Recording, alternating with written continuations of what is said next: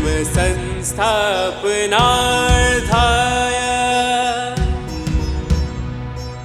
संभवामि युगे युगे संभवामि युगे युगे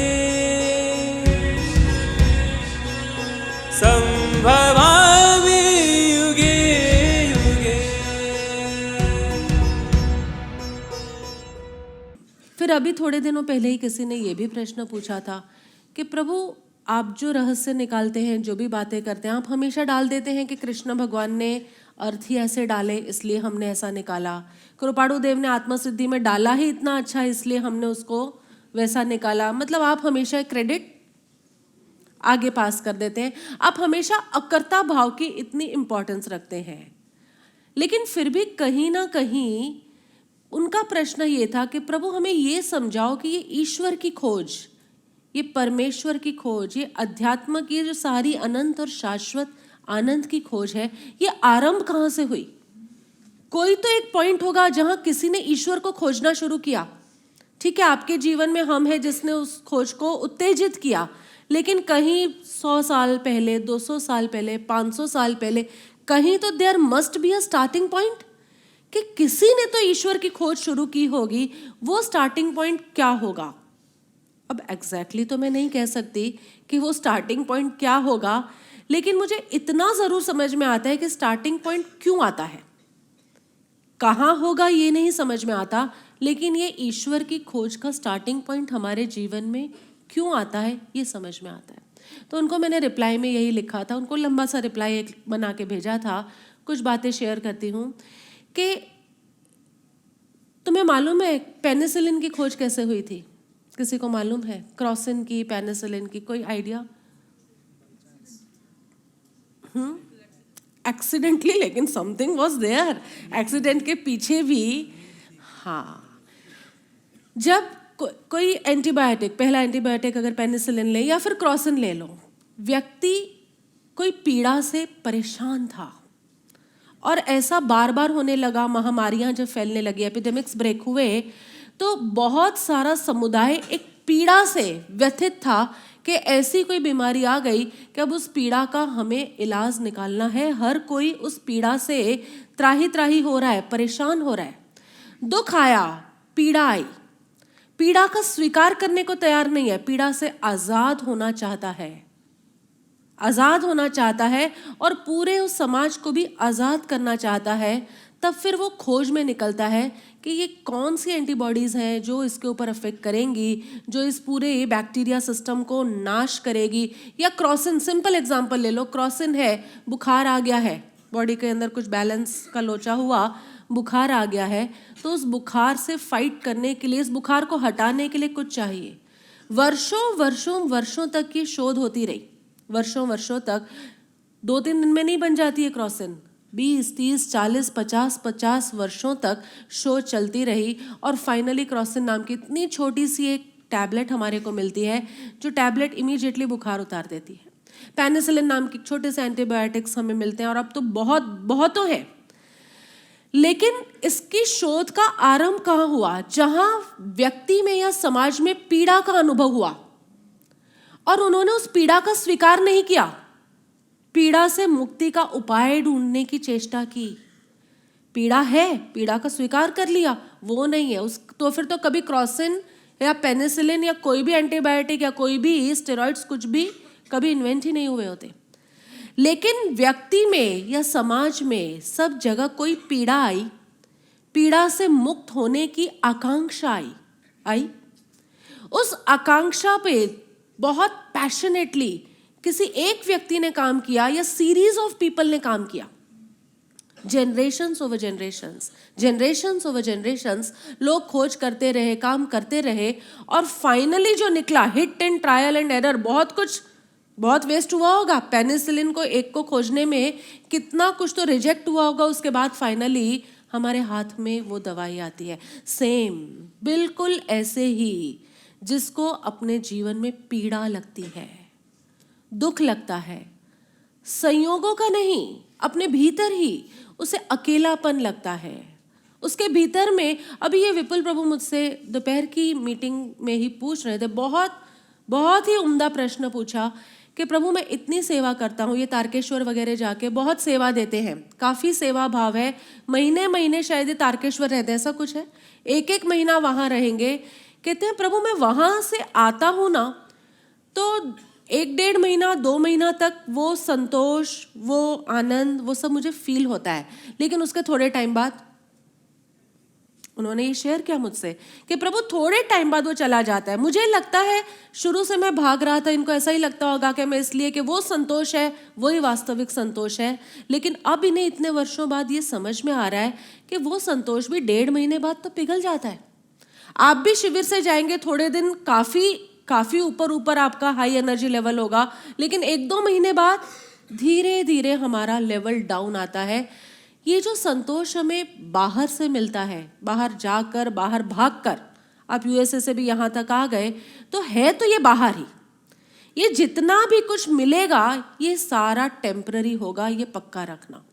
और जैसे ही वो हाई, हमारा संतोष का हाई, आनंद का हाई, शांति का हाई, मस्ती का हाई, जैसे ही थोड़ा कम होगा, उस कम में हमें दुख की अनुभूति होगी, क्योंकि हमें 1.5 महीने से हाई पर रहने की आदत पड़ी थी, फुल ऑफ सेटिस्फैक्शन, कोई विकार नहीं, कोई कामना नहीं, कोई इच्छा नहीं, और अचानक उस हाई में से आप नीचे आने लगोगे तो भीतर पीड़ा तो होगी। इस पीड़ा से मुक्ति की इच्छा जो करता है, यह अध्यात्म मार्ग का आरंभ बिंदु बता रही हूँ। अध्यात्म मार्ग का खोजी बनता कौन है? जिससे कहीं पीड़ा का अनुभव होता है कि सब सुख है, सब सुख, बाहर में सारा सुख है, अरे इवन दुख भी है ना यदि कोई, तो उसका भी तहे दिल से स्वीकार है।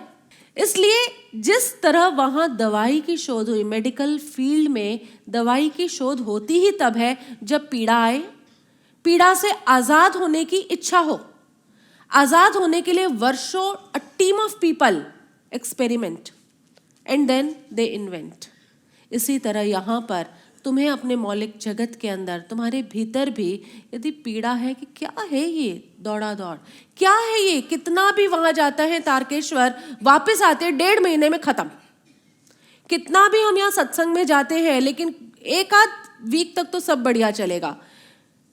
जिसे ये पीड़ा का अनुभव होता है कि कहीं कुछ कमी है, संयोगों में सब व्यवस्थित है, सेवा भी हो रही है, साधना भी हो रही है, निष्काम कर्म भी हो रहे हैं, भक्ति भी हो रही है, लेकिन फिर भी कुछ अंदर कमी लग रही है, अभी कमी, वो जाएगा आंतरिक शोध के ऊपर। उस कमी का स्वीकार मत करना, उस कमी के साथ संघर्ष करना, उस कमी का मूल स्तोत्र, उद्गम, उसका ढूंढना कि ये क्यों अभी तक कमी लग रही है। और जब तुम भीतर जाओगे तो जितना तुम भीतर जाओगे, वहाँ तो सीरीज ऑफ पीपल लगे, 20 वर्ष, 30 वर्ष, 40 वर्ष लगे, और कभी खोज हुई, कभी खोज नहीं भी हुई।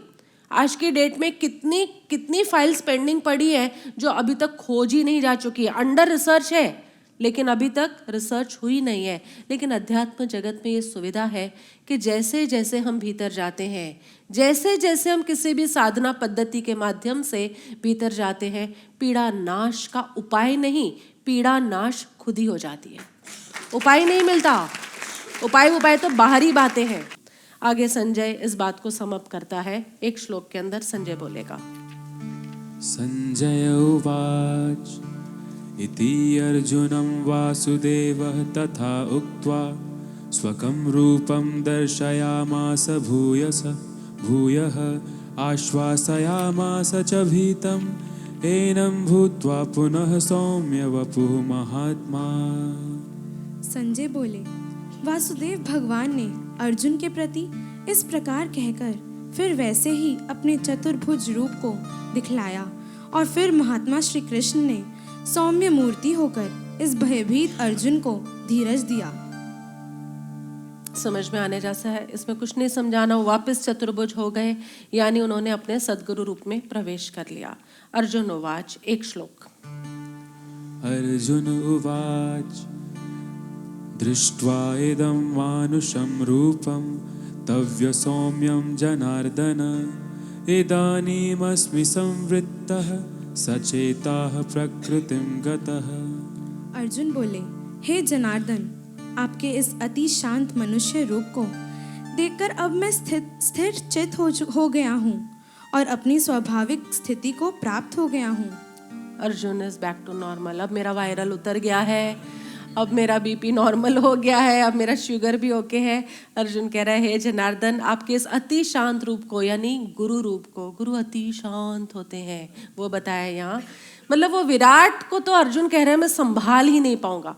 तुम उस विराट 1000 हाथ में से तुम 4 हाथ वाले हो जाओ, इसे मैं समझ भी पाऊंगा और संभाल भी पाऊंगा, लेकिन वो 1000 हाथ वाले को न मैं समझ पाऊंगा न मैं संभल पाऊंगा। उसे देख के मुझे तो भय लग रहा है उसे देख के। इसलिए आप चतुर्भुज वाले यानी मुझसे थोड़े बड़े ज्यादा हो जाओ। 4 भुजाएं नहीं लानी, कहीं दो और भुजा अगली बार से तुम ले आओ मेरे लिए, और जैसे तकिया रखते हो 2 भुजा भी यहाँ पे लटका दो। ऐसा कुछ पागलपन मत करना। मतलब तुम मेरे से थोड़े ज़्यादा रहो, लेकिन बहुत ज़्यादा रहोगे तो न मैं समझ पाता हूँ तुम्हें, न मैं संभाल पाता हूँ तुम्हारी उस विराटता को, और ना मैं संभल पाता हूँ खुद भी। इसलिए अर्जुन कहता है कि अब मैं स्थिर चित हो गया हूँ।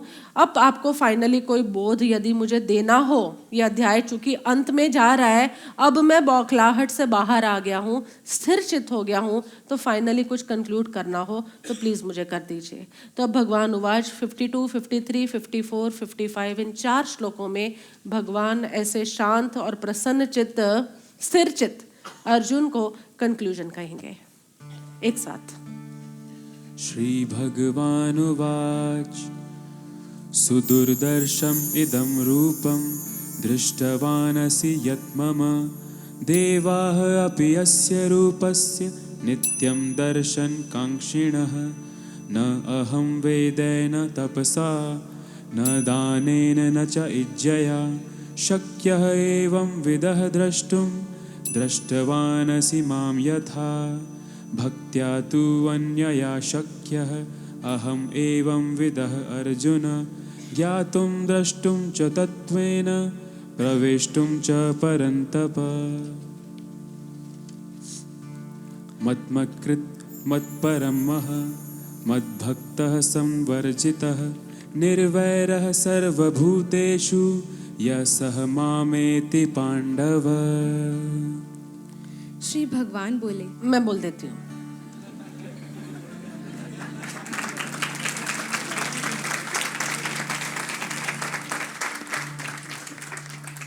आप लोग भी प्रतीक निकालने में बड़े अब स्मार्ट हो रहे हो। मैंने तो कहा बेचारी थक जाएगी, तो मैं बोल देती हूँ। ठीक है। इस प्रकार अर्जुन के वचन को सुनकर श्री भगवान बोले, हे अर्जुन, मेरा जो चतुर्भुज रूप तुमने देखा है यह सुदुर्दर्श है, अर्थात इसके दर्शन बड़े ही दुर्लभ है। सच में बड़े दुर्लभ है ये दर्शन। देवता भी सदा इस रूप के दर्शन की आकांक्षा करते रहते हैं। जो रूप तूने देखा, यानी जो तूने समझा, और क्या समझा क्या, जो विराट रूप दर्शन हुआ उसमें घटनाएं 4 कौन सी घटी? जो घटना तेरे साथ घटी है ये अत्यंत दुर्लभ घटना है। अज्ञान का विसर्जन हुआ, गुण विस्तार और गुण विकास की घटना घटी, संज्ञाओं का भेदन हुआ और पिंड और ब्रह्मांड का दर्शन हुआ। ये चारों एक साथ बहुत ही मुश्किल से घटना घटती है। और हे अर्जुन, जिस प्रकार तुमने मुझको देखा है उस प्रकार चतुर्भुज रूप वाला मैं न तो वेदों से, न तप से, न दान से और न यज्ञ से ही देखा जा सकता हूँ। स्वाभाविक है। तुमने बहुत शास्त्र पढ़ लिए होते, तुमने बहुत तप कर लिए होते, तुमने बहुत दान दे दिया होता और तुमने बहुत निस्वार्थ सेवा कर ली होती, तो तुम्हें क्या लगता है तुम्हें गुरु मिल जाते? कि इतने शास्त्र पढ़ लो या इतना दान दे दो फिर गुरु मिल जाएंगे? ऐसा कभी होता है? तुम्हारे दान का कोई डायरेक्ट संबंध है गुरु की प्राप्ति से? नेवर। गुरु तो जब गुरु चाहे ना तब तुम्हें प्राप्त होता है। जब शिष्य चाहे तब शिष्य गुरु को प्राप्त नहीं हो सकता, लेकिन जब गुरु चाहे तो वो अपनी प्राप्ति शिष्य को कराता है। इसलिए तुम्हें जीवन में कभी भी गुरु की प्राप्ति हो ना, तो कभी भी मत कहना कि पुण्य से पाया, पुण्य से पाया। तुम हमेशा ऐसा ही कहना कि आपकी कृपा की आपने हमें अपनाया। यही रखना। तुम्हें लगता है कि हाँ थोड़ा बहुत तो पुण्य चाहिए हमें, तभी तो हमें गुरु मिलेंगे, ऐसा नहीं है। यहाँ कृष्ण मना कर रहे हैं कि तुम चाहे कितने भी शास्त्र पढ़ लो, कितने भी वेद पुराण पढ़ लो, कितना भी तप लो, कितना भी दान दे दो और कितना भी निष्काम कर्म कर लो, लेकिन उससे गुरु के मिलने का कोई संबंध नहीं है। वो तुम्हारा शुभ पुण्य का अकाउंट डेफिनेटली होगा, पुण्य बंधेगा, लेकिन गुरु के तो भीतर जब निष्कारण करुणा उठती है तो वो खुद बाहर आने की सोचता है। उसको तुम्हारे शास्त्र अभ्यास से कोई लेना देना नहीं है, इसलिए तुम्हारा अभ्यास एक तरफ करते हो, तुम्हें अच्छा लगता है, करते रहो, लेकिन गुरु को तुमने पुण्य से पाया ऐसा मत समझना। जब भी गुरु की प्राप्ति होती है तो वह कृपा और कृपा से ही होती है। परंतु हे परंतप अर्जुन, अनन्य भक्ति के द्वारा इस चतुर्भुज रूप वाला मैं प्रत्यक्ष देखने के लिए, तत्व से जानने के लिए तथा प्रवेश करने के लिए अर्थात एक ही भाव से प्राप्त होने के लिए भी शक्य हूँ। एक ही भाव से भी।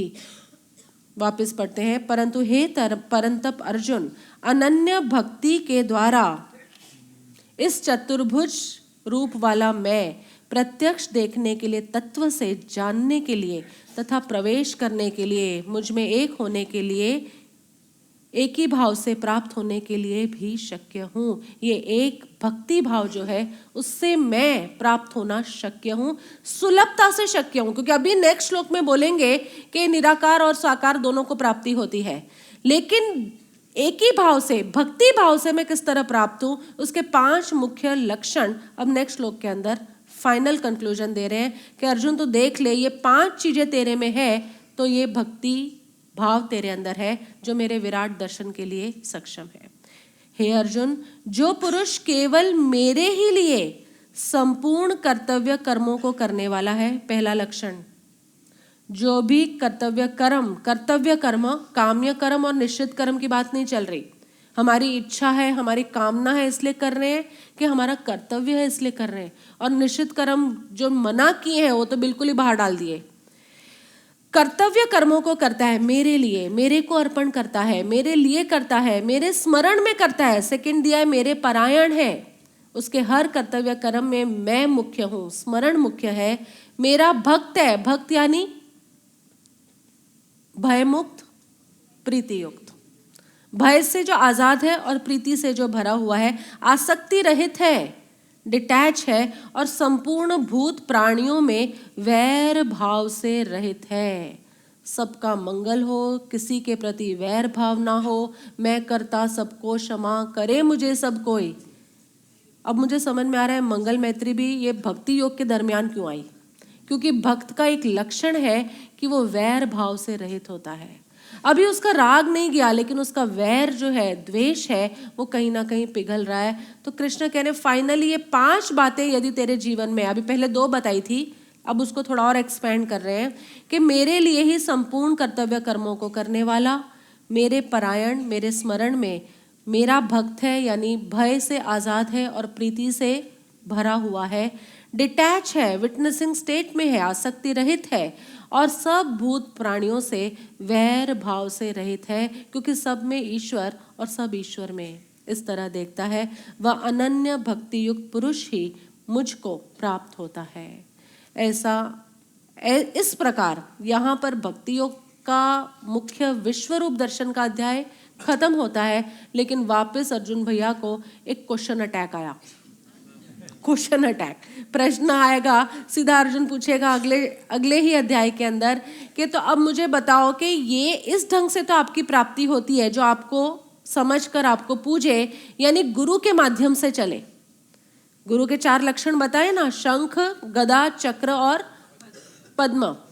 जो गुरु के माध्यम से आपके पास पहुंचे उनको तो आपकी प्राप्ति होती है, और आप ये भी कहेंगे कि वो आपको प्रिय भी है, लेकिन जो विदाउट गुरु करते हैं उनको आपकी प्राप्ति नहीं होती क्या? ये कृष्ण से नेक्स्ट क्वेश्चन है अर्जुन का। अगले अध्याय के आरंभ में पहला क्वेश्चन ही ये आएगा, और अब इस प्रश्न के कारण हमें झेलना पड़ेगा पूरा का पूरा ज्ञान योग। पूरे 6 अध्याय इस प्रश्न के उत्तर में जाएंगे। अभी तो यहाँ हाँ तुम ताली बजा लोगे, तुम्हें झेलना ही है। किस तरह दोनों प्राप्त करते हैं। वैसे देखो, समराइज कर दूं ना तो भगवत गीता यहीं खत्म कर सकते हैं। तुम चाहो तो हम लोग ओवर एंड आउट कर दें, नहीं, अभी तो 1 साल चलानी है, लेकिन यहाँ पर खत्म हो सकती है क्योंकि आत्म साक्षात्कार हो गया, बात खत्म हो गई।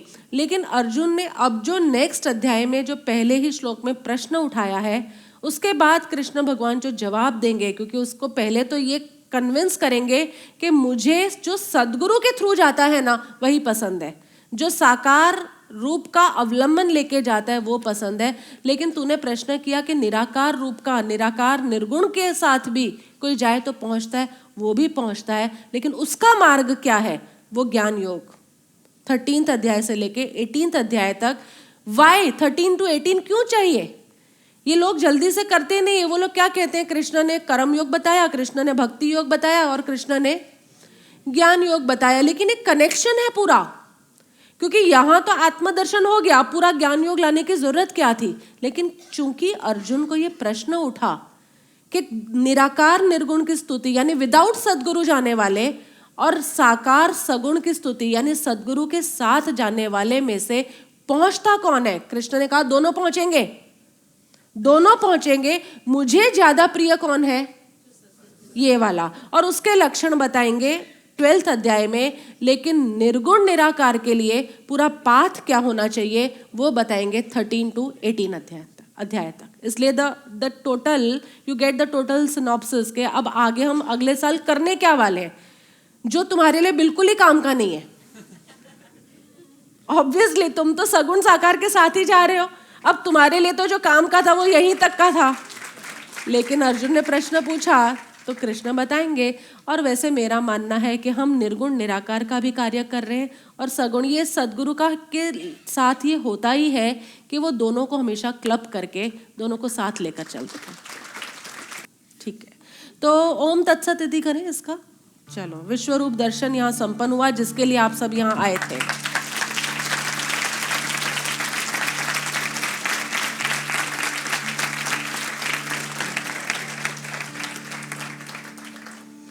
ॐ तत्सत् इति श्रीमद्भगवद्गीता उपनिषत्सु ब्रह्मविद्यायां योगशास्त्रे श्रीकृष्णार्जुनसंवादे विश्वरूपदर्शनयोगो नाम 11